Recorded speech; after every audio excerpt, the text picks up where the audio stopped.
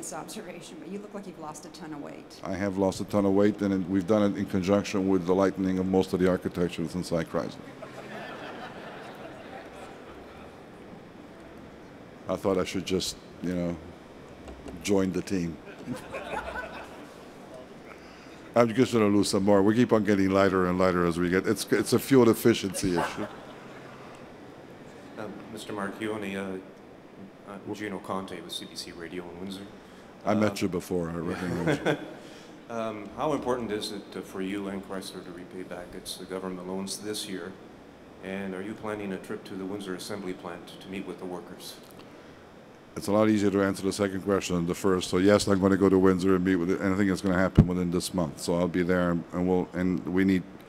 I think whenever we launch new products coming out of these plants, we need to be there. I think it's an important recognition of the effort that's gone in here by our colleagues on the shop floor. The first question is you know, if you're trying to define the perfect Christmas gift for me for 2011, so if you guys want to start collecting money, it would be very helpful to try and get me there. But I like to repay back all the government loans that Chrysler has. I like to take this thing public, and I like to effectively provide cash into the trust that VIBA is running. If I got all those things done, I think we would be absolutely delighted.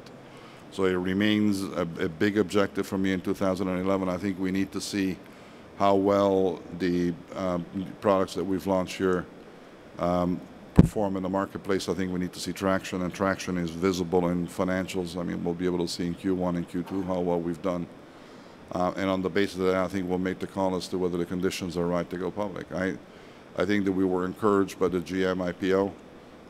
I think that they've certainly opened up the markets to the reintroduction of automakers in the United States capital markets. I think it's important. I think Ford's performance, notwithstanding their win of Truck of the Year this morning, I think their performance has been commendable, and I think that you know, we're walking into the right environment to get this done. I don't want to lose the window of opportunity of entering the capital markets, and if I can do it in 2011, I'd be delighted.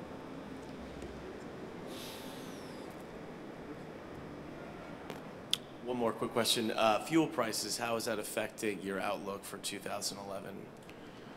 We've seen nothing in the movement of fuel prices today that would suggest that there should be a change or an adjustment in terms of our plans for 2011, nor our volume expectations. We've seen prices rise, as all of our competitors have. I feel a lot more comfortable because of the work that's gone on here on the powertrain side of Chrysler to make sure that we certainly have made the required investments to ensure longevity of the product portfolio inside Chrysler. I mean, you know, we've introduced at least one new transmission family, which will be visible on the Chrysler 300 that we launched today. There's going to be an additional set of transmissions that will be available on the Chrysler 200 and on the Charger as we go forward. In 2013, we'll have completely new front-wheel drive transmission. So, and the downsizing of engines is continuing. I think we keep on working on opportunities to increase the efficiency of combustion, and I have no doubt that by 2013 we'll have one of the most fuel-efficient fleets of any of the automotive makers in here in the United States. So I think we need to give some time. I mean, these are longer-term projects. The capital associated with these and the work that's associated with these from an R&D standpoint is usually longer than architectural development, because they do last a lot longer than most cars. So these commitments last 20 years. Some of you know that we were up in Kokomo with the president a while back, announcement the investment in a new 8-speed transmission that's going down into that plant. There's a 9-speed investment that's going to be announced shortly. And so we're pretty confident, and I think that, you know, we're making all the right moves. I still believe, notwithstanding all the media noise that we see around electrics, that we need to get a lot better at combustion, because if in fact the solution, as I believe will be the case, is in the perfection of hybrid technology going forward, you still need to start with an incredibly fuel-efficient gas engine. And so this remains our primary objective. We're going to try and move that on as quickly as we can. We've done good work so far. I think it's going to get progressively better as I go through, and I don't think anything is going to happen in terms of fuel prices even at these levels, even if they were to go up by another 30% from current levels, that would distract us from that objective. Quickly, could you speak about the supplier park? We've had you talk about Toledo North. The supplier park is where they make the Wrangler. Can you make any comments about the Wrangler as it goes forward? I mean, you know, the great thing about the Wrangler is that it defined the segment, and it will continue to define the segment after I retire. I mean, there's only one Wrangler in the world. I think we continue to perfect that vehicle as we go forward. You know, the future of that particular vehicle, especially on the basis of the international expansion that Fiat is willing to assist in with Jeep, is assured. And we keep on working at that vehicle, making it better. You've seen the new interiors that were launched in the summer of 2010.